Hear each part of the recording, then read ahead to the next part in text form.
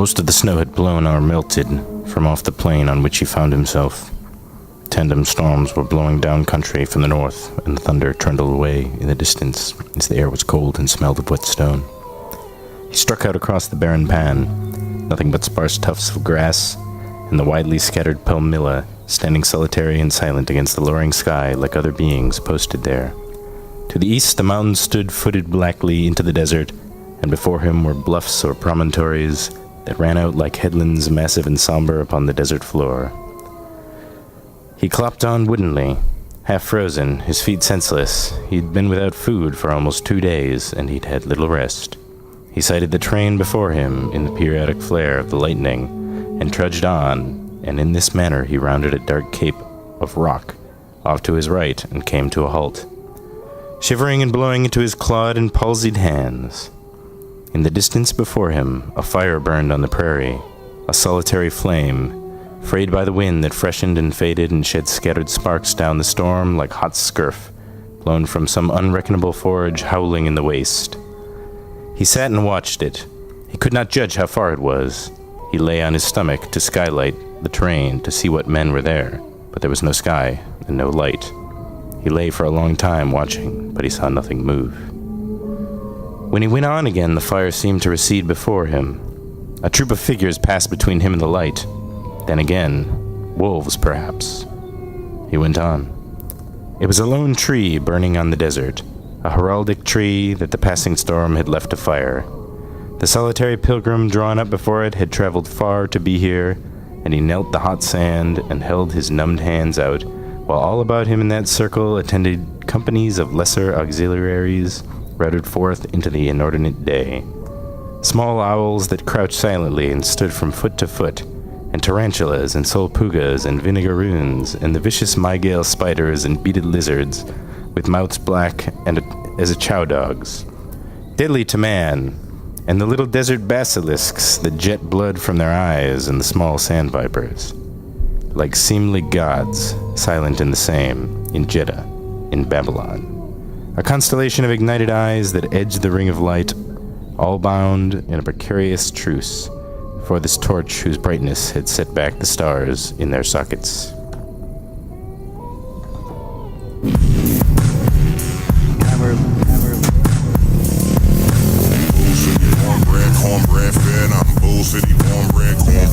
It's the North Cack, baby, I'm a boss. Carolina barbecue sauce with the slaw. I'm the safe, the cellar, and the vault. I'm the best, the effect, and the cause. I'm the law. It's the North Cack. Welcome, WEMF listeners. Welcome, Matt Stearns, and welcome, Tony. And welcome all of the rest of you to another fine episode of Steve Me Alone on WEMF Radio on Friday nights. I have a fever tonight. This will be a sort of a fever dream episode. So get ready. Hold on to your hats, hold on to your butts, and get ready for another excellent episode of Steve Me Alone. For the record, that was a quote. That was a passage from Cormac McCarthy's Blood Meridian that I was reading on the way in to this show. Very dark book about American history, but a beautifully written one. So how's it going, Herb? Hey man, what's happening? Oh, not that much, you know. It's yeah, man. Just come down with some kind of fever, so I'm just getting through it. And just a little delirious. That sucks, man. Listening to this song here by this guy Yamazawa called North Cack, which I guess means North Carolinian. Is that what that means? I guess so, yeah. Very cool. This song has a really clever music video where it's all one shot. I've got the camera on some kind of gimbal. They're moving it around in this like field, probably in North Carolina, because that's what the song's about. And it's like people just keep moving across the frame, but then like as one guy will like go out of the frame, it's clear that he like runs around to the other side to like dance into the frame again. So it's pretty cool. Pretty creative. Yeah. Excellent. Simple and elegant. I like it. Yeah, so how have you been doing, Herb? Not bad. I don't have a fever, but that's cool, I guess. Good for you, lucky man. Right? Yeah. I have been a little bit hungover today. Yeah? You have a crazy night last night? Yeah. Had a couple drinks and then went over to Dave Tree's event. Had a couple more drinks. Oh, that's right. Do you want to talk about, maybe we should talk about the final event at Dave Tree's art gallery, the third final event. Because he's apparently had 2 other final events before this. I think I was at one of them. Yeah, I missed the other 2. But he went out with a bang. He did. That was very cool. Yeah, so... Did any other bands play? Because when I got there, it was just his band. I am not really sure. I think there was another band, like a similar metal band playing before that. For anybody out there in WEMF land who's never been to a Dave Tree party, Dave Tree for the longest time had an art gallery, and well, he still does for the moment, over in Watertown, Massachusetts, on Mount Auburn Street. And he used to have these sort of art parties, and they'd be, kind of quieter affairs with quieter music or comedy or open mics. Not last night. Not last night. Things were different last night. It was Dave brought in his metal band, which is pretty good, kind of in the vein of Rage Against the Machine, I guess. And they played for a long time. And then eventually, around maybe 11:30, there were some officers of the law who showed up in the backyard. Oh, my God. And from what I remember, they seemed a little bit confused about what was going on. And a man who seemed very drunk told them, like, "Oh, it's okay, I'll go get Dave, it'll be fine." And then he went inside, and then I think the police officers decided maybe that he wasn't going to come back. Or like the one guy seemed like, I don't know, what did he look like from your point of view, Herb? You looking a little young, dude. That was the funniest thing I've ever seen, was like what you're leading up to, dude. It was like the greatest thing I've ever seen in my life, dude. It was quite funny, man. This young officer is like waiting for somebody to answer the door, and he's standing there like just listening to like loud rock music, dude. And then he like says to himself in a defiant voice, he goes, "This needs to stop," and then runs inside and stops the party, dude. It was so fucking funny, dude. Yeah, it seemed like he was getting like a little bit like just more and more frustrated as time went on over, like a minute. He's like, "This has got to stop." Yeah, dude, I couldn't believe went it. inside, and I talked to some more people inside, and eventually threw everybody out. Oh my God, that was so funny, dude. Yeah, I couldn't believe that happened in front of my eyes, dude. He was like super dramatic about it. Yeah. You could see it in his eyes too. Just with his, yeah. Maybe they were like newbie cops, maybe they were sent out to like a silly noise complaint because they're new guys or something. Yeah. I don't know. I'm not sure. That was funny though, dude. Yeah. Yeah, and then that was it. That was Dave Tree ended that event with being shut down. Yep. He was kind of proud of it, I think. Well, I mean, it seems like the right way for him to go out, since it seems like, I don't really know all the details, but he has to move from that art gallery space for reasons that seem to be beyond his control. So, now, is Sweet Tree Inc. gonna be popping up somewhere else? I don't know. I'm not really sure at this point. I heard a rumor that maybe Dave's gonna move to Worcester, but Worcester. Not sure. A lot of metal in Worcester. Is there a lot of metal over there? Yeah. I haven't spent too much time in Worcester. I was in Worcester at your sister's house. Oh, yeah. For a long time. But 4th of July. Yep.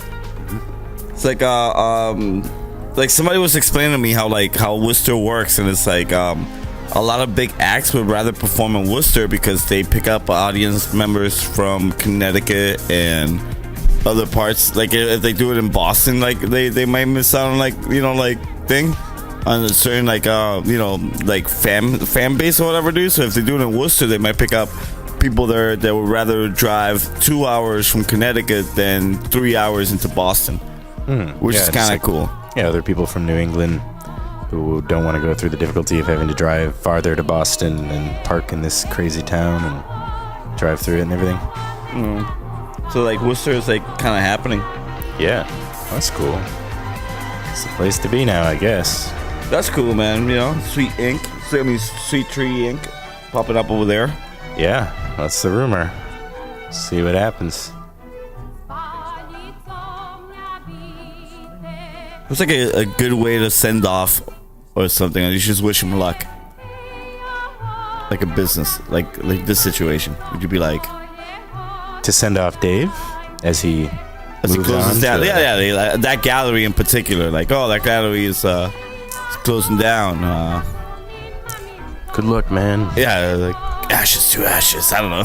Like, what do you say? We are all but shadows and dust. It's kind of a downer there, but Yeah.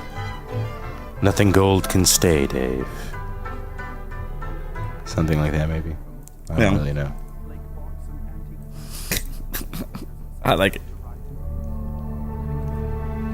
Yeah. So, so I watched this movie called Cloak and Dagger this week, Ah, yeah. which is a movie from the 80s, 1984. Mm-hmm. And, it definitely was an influence on Stranger Things.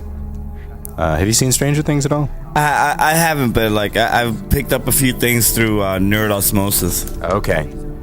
Yeah, because I could, I knew that like John Carpenter's music was a big influence on Stranger Things, and it's a little bit like E.T. in a way, and other kids' movies from the 80s. Like the Goonies. I had not seen this movie Cloak and Dagger until recently. My friend Moose, I was just talk about this movie. Moose. He was very excited about it. Like 10 years ago. I never got around to watching it. But pretty much, it's a movie about a kid who plays like a Dungeons and Dragons style board game, except it's like a spy board game, and then it comes to life gradually throughout the movie. And let me just put this out there. I'm probably going to spoil a bunch of things right now, okay? This is a spoiler alert. So, if you're worried about spoilers, Matt, this one's for you. But basically, like this game kind of gradually becomes a real thing, and he's dealing with this tale of intrigue. And there's like a guy that is like the imagined character in his mind, named I think Jack Flack, that keeps appearing to him, who's played by the same actor as his dad. And his dad is like kind of useless in the movie. He's like a useless military man who never believes him about the crazy spy intrigue that he's involved in.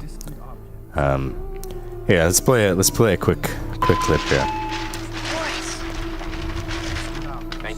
So he's going to see the nerdy guy Morris, who works at like the video game Atari store, or whatever this is. What, you made it to the 17th level of Cloak and Dagger?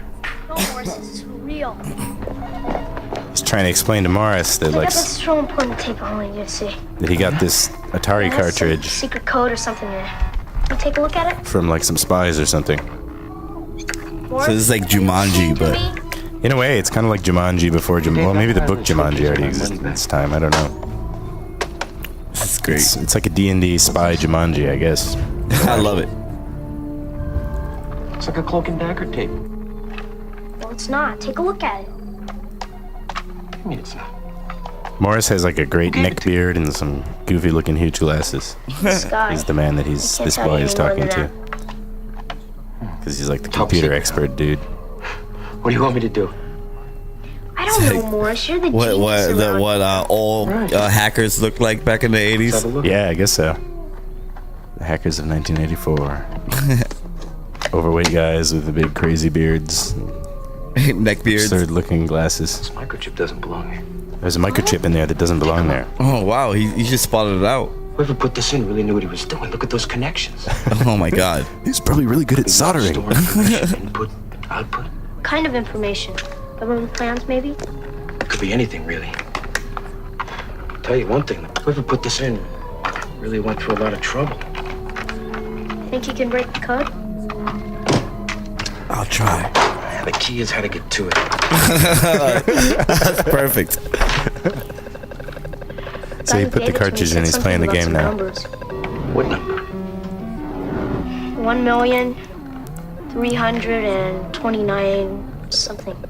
So I think the guy who gave it to him got shot and killed and gave him that number. Can't think of anything No. else. So anyway, from here, Morris has to play this game for a long time until he gets the exact right score that is that number. Is it a montage? Which allows him... Davey, I wanna get those No, that'd be sweet if it was. It kind of just goes to other scenes and then it comes back and he's still playing the game. But what he finds that's in the game is like military secrets. It's like Oh. it's like a stealth airplane design or something. But I'm pretty sure it actually looks like an SR-71 Blackbird airplane, and I don't think that's actually a stealth airplane. I think they got some of the details of the airplanes wrong, maybe. But oh, we don't want to do that one yet. That's after this one. So then later on, he's got this friend who's this little girl, and they have these walkie-talkies that they borrowed from Morris. Eventually, a bomb gets planted in one of these walkie-talkies. Oh no! But like these spy guys are these guys working for this company called Textronics. The whole thing takes place in Texas, by the way, San Antonio, Texas. Which actually looks kind of cool and beautiful. There's all these interesting like public parks and Cut the crap, kid. locations in Give me the Texas. tape. Nice. But he's basically trying to hand off this tape because they've kidnapped his friend. Closer, and you're gonna be diving for it. Now he's threatening to drop it into a pond to this grown man who is the CEO of Textronics, who's working with the spies. Now we're gonna make a trade. And then his thugs or we're gonna start dropping. are holding the little boy Davy's friend over the edge of a Davy? cliff. And the one thug guy is like a big dude who always wears like all sweatpants and sweatshirt. all the time. Really? Yeah. Like a tracksuit? Yeah, like pure tracksuit is his only outfit. That's beautiful. He's got a big Why do you want it mustache. so bad? It's just a kid's game. Well, let's just say I'm a kid at heart. Why don't you go buy your own? They don't cost much. Look, kid. Don't outsmart yourself. I got a couple of friends and we play too, you know? If I don't hand that over to them by 5:30, your little friend there is gonna die. Oh. All right, just put it down and I'll let her go.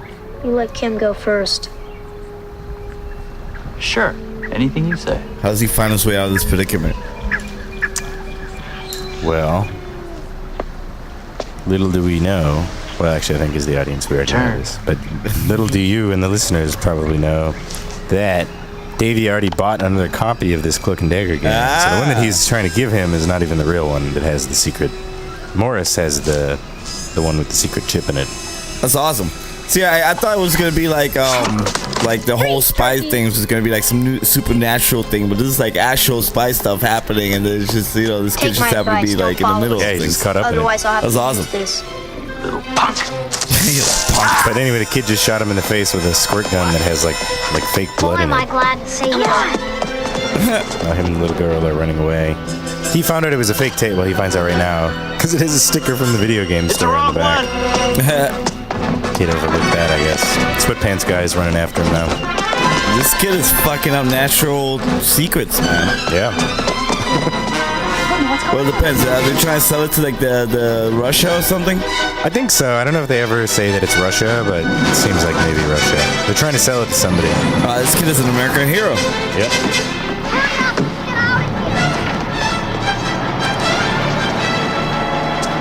Maybe. But then I found it, like, partway through the movie, I was like, I don't know. I mean, obviously these guys are only in it for their own gain. The guys are trying to sell the secrets, but would it really be such a bad thing if, I don't know, military plane secrets were sold to other countries? Absolutely. Maybe. It depends on the country. Now, here's a funny clip, and I watched the beginning of this before. Somebody made their own introduction to this Cloak and Dagger clip, and I just want to read what it says on the screen here. It says, the next 3 minutes and 40 seconds, ... will explain my lifelong fear, ... of elderly women. What? Now, why did the YouTube video maker say this? Well, we'll find out in this clip. Boy needs our help. So anyway, while he's getting chased by the sweatpants guy and the other guy, there's like an elderly couple that notices this is happening. You got a hell of a nerve, kid, stealing inside. And at this moment, he was supposed to intercept the game cartridge Just a simple mistake. because it was taken back from Morris, who was shot in the head. I'm just spoiling this whole movie now. And like he finds out that like somebody's gonna trade one camera bag for another camera bag with the game in it to like sell the secrets. But he gets caught grabbing the bag by a security guard. This yours? We'll come and get it. And the security guard's got the bag, which he's about to give back to the CEO of Textronics. That one has a secret cartridge in it. Come on. Huh? Kid's getting pulled away by this old couple that's like, oh, we're worried about you, Ah. little kid.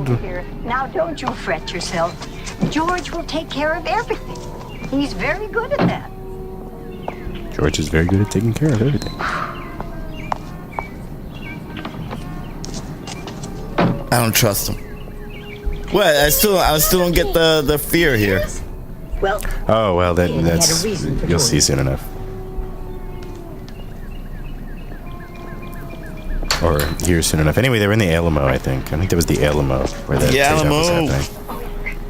I think. I don't know. I don't know much about Texas. Is this what you're so worried about? Our the American version of She gave the other man. 300. That was the one with the plans in it. What? It's like the American version of like the 300 people from Sparta or whatever. Battle of Thermopylae? You're so sure Yeah. I gave the wrong case. Is that what it's called? I think so. That's what 300 is based Open on. it, find out. Yeah, man. Frank Miller. You got it. George always makes things turn out. Anyway, it turns out George, the old But how'd man. you do it? Well, I just gave that man my camera case and his plate. Oh, What's the difference? Yep. Turns out he's Do you got the mind case. telling us what they, this is they all sound like they about? just helped the kid. Oh, I know. sacrificed my good camera to save your Cloak and Dagger tape. It isn't just a cloak and dagger tape. They're spies too. There's an extra microchip in here. You're onto this, eh, Herb? What's that man doing with You it have a today? good instinct about this. Yeah. But I guess our introduction here kind of Foreign spy. gave some things away. Did you say what the spy looked like? Only that he had 2 fingers missing. How exciting. She's taking off her gloves now. May Oh. I see the tape, Davy? Sure.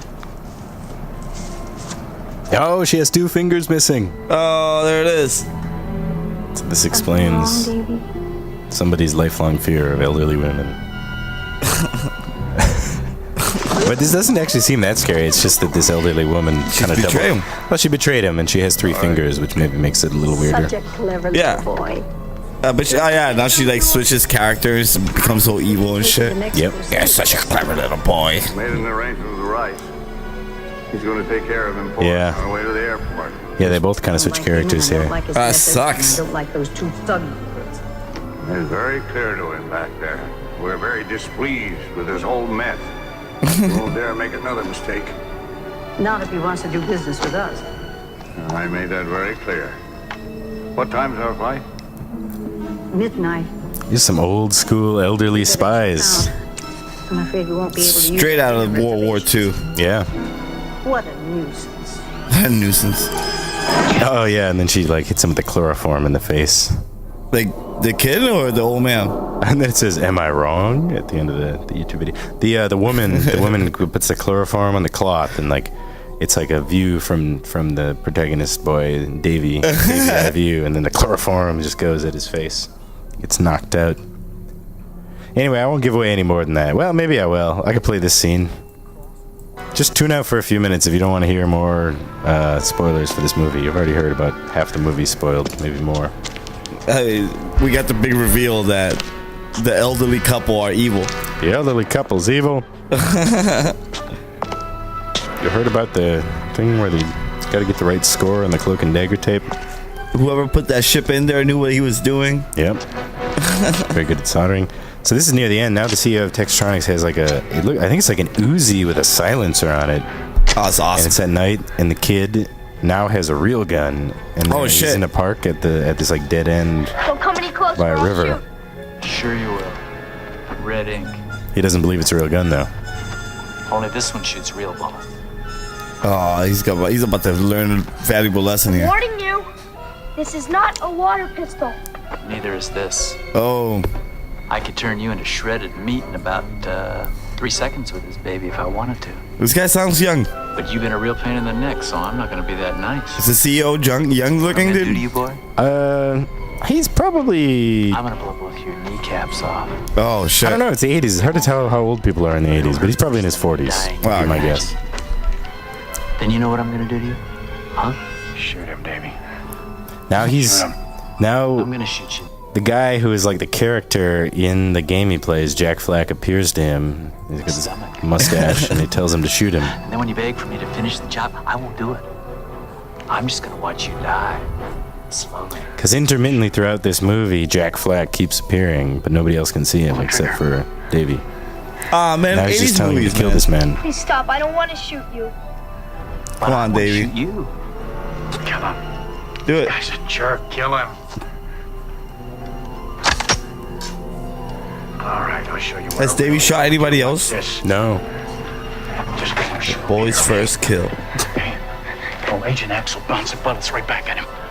Now Jack Flack is somehow creating a distraction, somehow is visible to the other guy. Oh shit. Gets the other guy to shoot at him.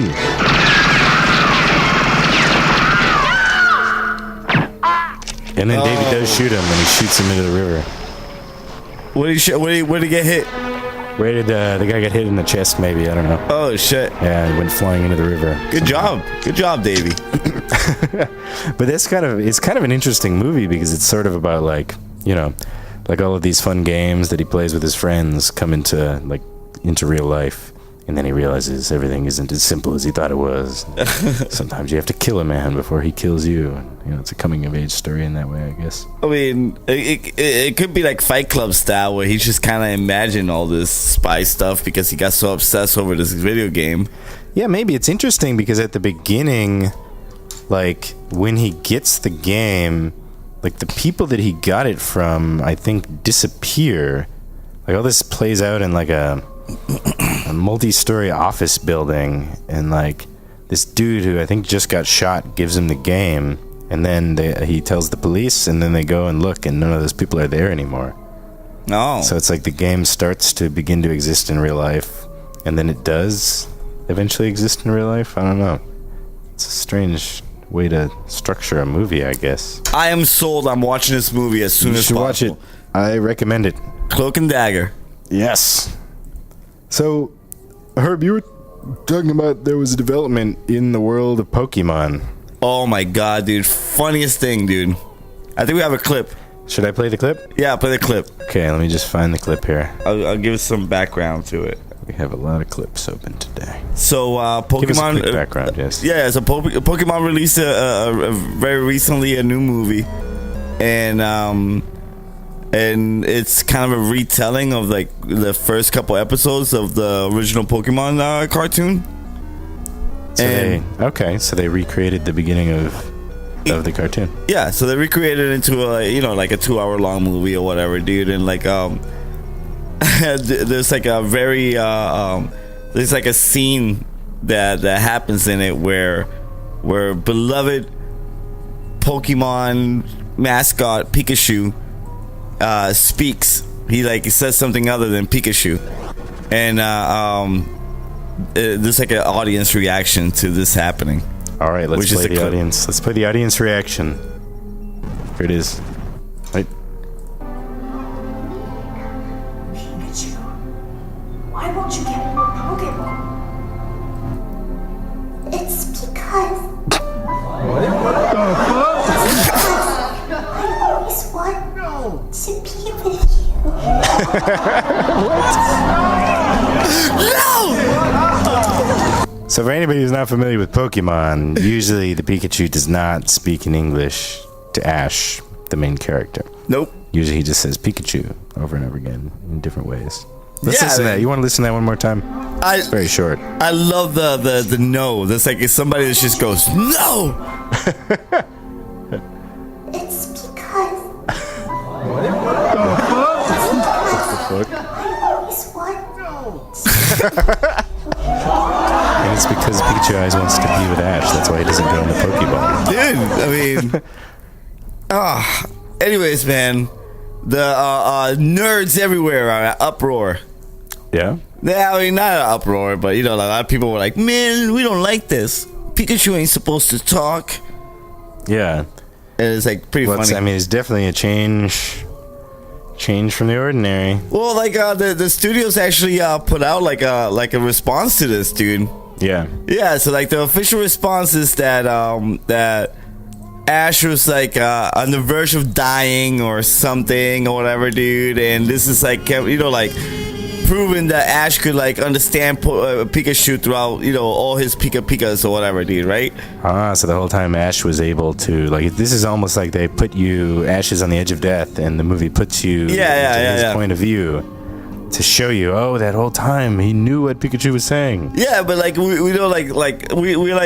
we're so fed like they just love feeding us like our childhood memories and like all this like wave of nostalgia the last couple of I don't know, for the last decade it's been nothing but nostalgia, dude. And this is like one of those like really funny, ridiculous examples of big kids not wanting to grow up, dude. Like, Jesus, dude. Yeah, dude. So like it's a weird transition or dream sequence going on in this movie that he didn't talk throughout the whole freaking. You know what, dude? There was I'm jumping That's okay. things here, It's dude. okay. Jump But on. there is an upcoming like film or something that's gonna feature a talking Pikachu that he's gonna talk throughout the whole thing. He's a detective, dude. Originally, they wanted Danny DeVito to voice him, dude. Danny DeVito. I actually, after you sent me that clip earlier today, I watched another video where it was like talking Pikachu explained, and he talked about that. And yeah, there was like people had made a petition to have Danny DeVito be the voice of this Detective Pikachu. And like, yeah, dude. So like, yeah, that's like a totally different type of like movie. It's not really related to like the Pokemon universe in its own way, whatever, dude. It's like whatever, dude. But like, where was I going with this? Like, where was I going with this? Oh, I don't know. Talking about Detective Pikachu and talking Pikachu and either way, man, hilarious fan reaction, dude. People hated it, and I thought it was kind of funny. I think we should watch some. It says here this is a great Detective Pikachu English trailer featuring Danny DeVito, new movie. Fake or not? You decide. Let's find out. I have no idea. We're evolving. Your mother is dead. Who wants from him? It just says I didn't go to pictures of- Vietnam just to have pansies like you take my freedom away from me. It's My just roommate images was of a Pikachu frog walking kid. around with You ever Danny see a DeVito frog voice. kid? Yep. Those guys got bashed and bloody. I need some trash to plug up the cut. I will watch this. Humans are filthy. Dirty filthy. I love Danny DeVito, Yeah, this man. looks pretty good. Just can't believe this. I am not a human being. Cold-blooded. Look, This is if pretty life good. pushes you down, you gotta push back. If you're dealt a bunch of lemons, you gotta take those lemons and stuff them down somebody's throat until they see yellow. God bless Danny DeVito, man. That looks great. Seriously, man. God bless that man. This video claims to be the first 9 minutes of Detective Pikachu. Okay, I think it's based on a Japanese video game, I think. Is that what it this is? Maybe imagery of that actual game. So let's see if we can find out what Pikachu sounded like in Japanese in this detective game. That's him. That's him? That's him. He's walking around wearing a Sherlock Holmes hat. It's kind of a deep voice with Pikachu. Pretty deep for Pikachu, yeah. Is that him again? Yeah. Jesus. Looks like he's walking around solving mysteries with human beings who are much larger than him.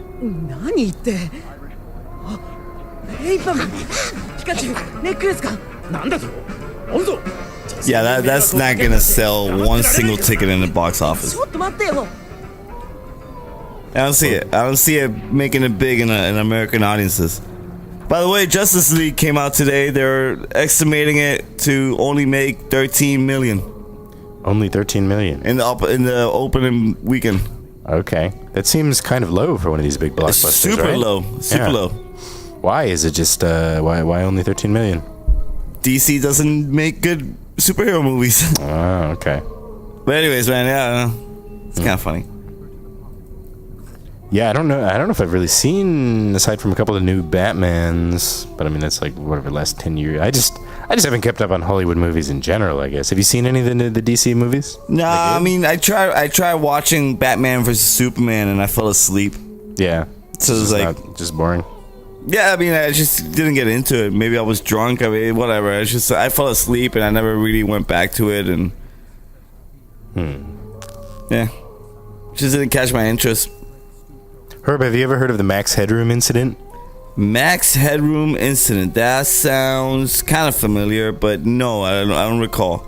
So there was like a weird, I think, partially computer-generated man. Yeah, named Max actually, Headroom. yes. And there was a broadcast that took over for a while. Yes, I know. So like I think Max Headroom was on more. MTV or something. You are going to see it as well. And this is what. Yes, it. Which it's already kind of creepy, actually. Is that the actual show? Yeah, this is Max Headroom, the best bits I want ever. to talk to you about something even bigger. So Namely, this is like the actual TV Max show Headroom. from the 80s. So, Sit back. relax and enjoy my film. Yeah, it's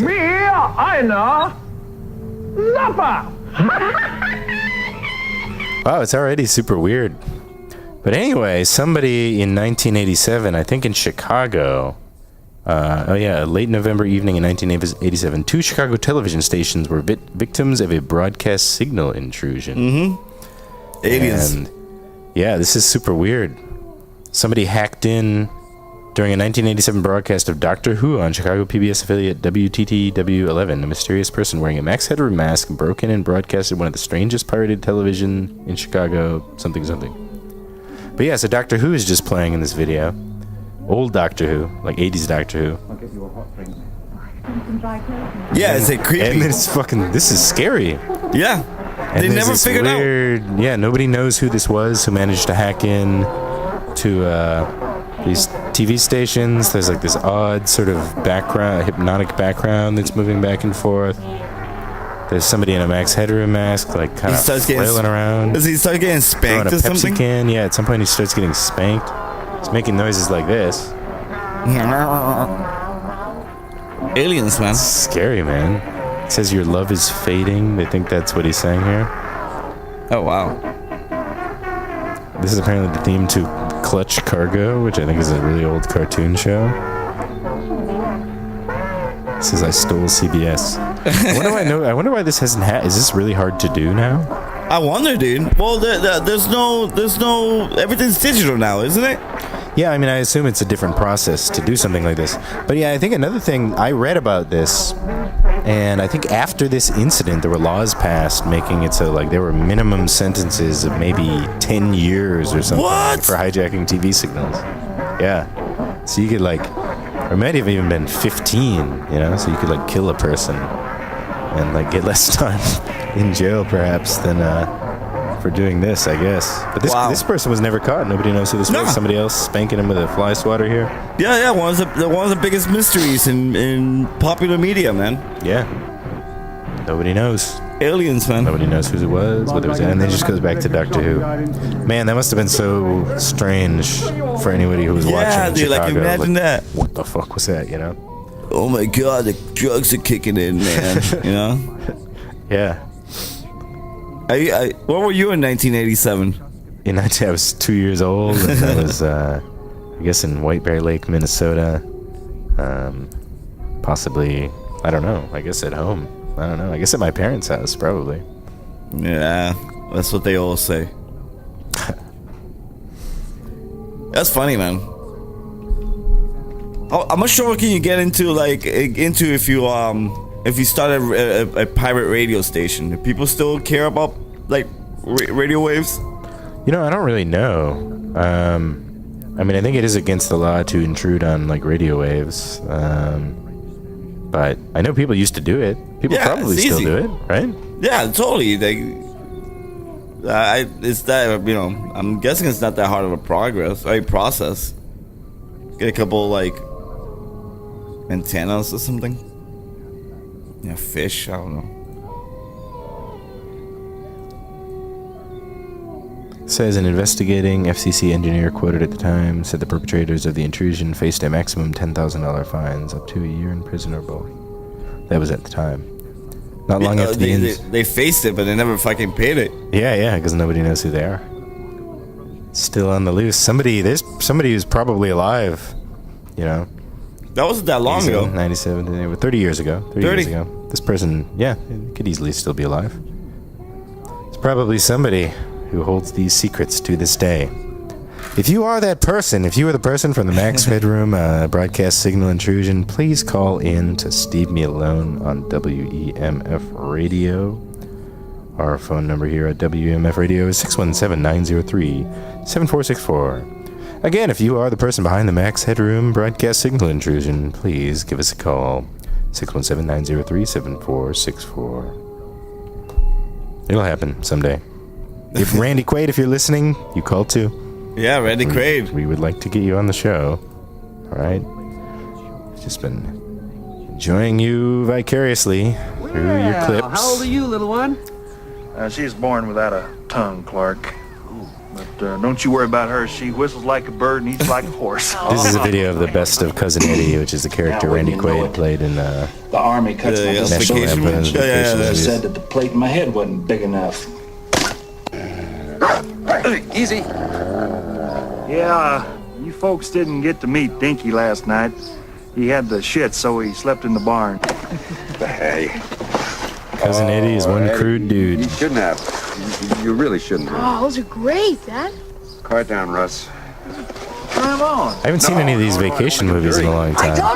Yeah, it's been a while for me too. It's like Chevy Chase is just kind of I a knew you did because silly last time man I is saw you, trying Clark, you were marked to about trying to how have a much you white like bread mine. family go on a vacation, and then they have to meet their cousin Eddie, who's kind of like a hick or something. Clark, it was great having you. A little bit of a redneck. They kind of get worse with time, don't they? You better take a range. I don't know. I mean, you mean like the newer ones were worse? How many? I mean, there's like 3 of them.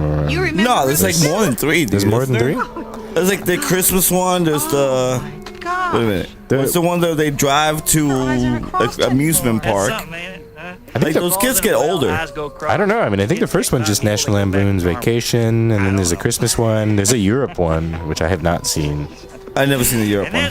Maybe there is another one where they go to vacation, goes to the theme park. Yeah, there's a theme park one, I think. I mean, like I remember those kids that were in the original like movie getting older. Yeah. Wait, okay, yeah, there was Vegas Vacation, Christmas Vacation 2.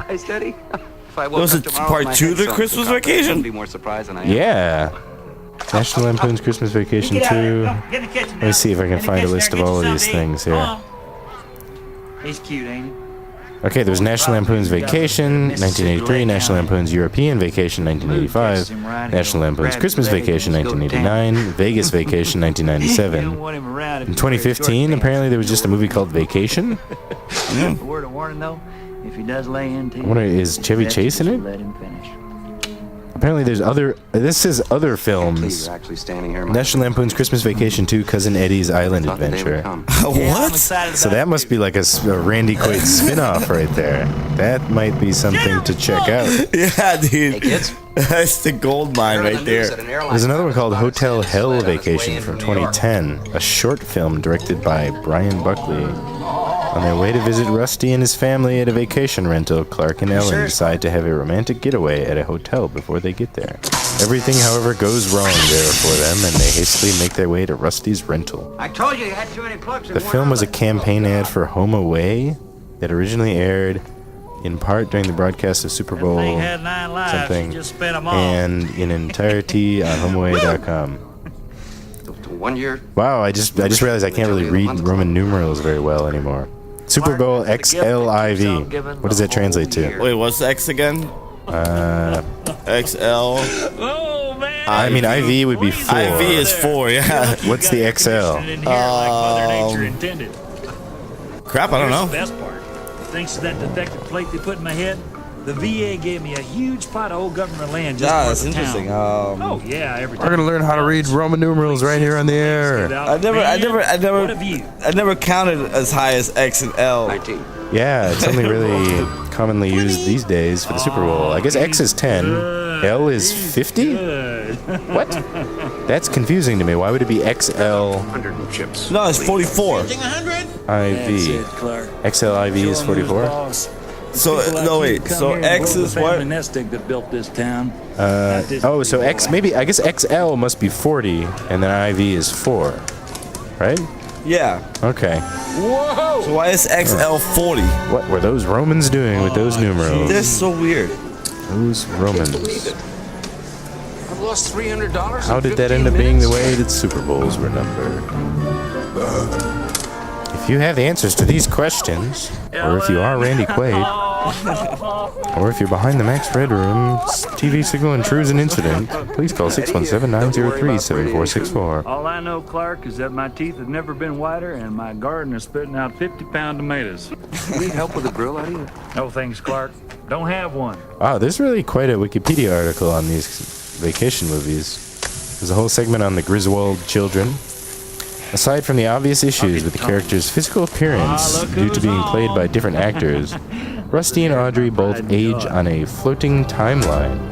It is assumed that each film takes place in the year they are actually filmed, as no other indication of time is mentioned, and the characters' clothing, cars, and environment are contemporary to the time of each film's release. Oh, that's cool.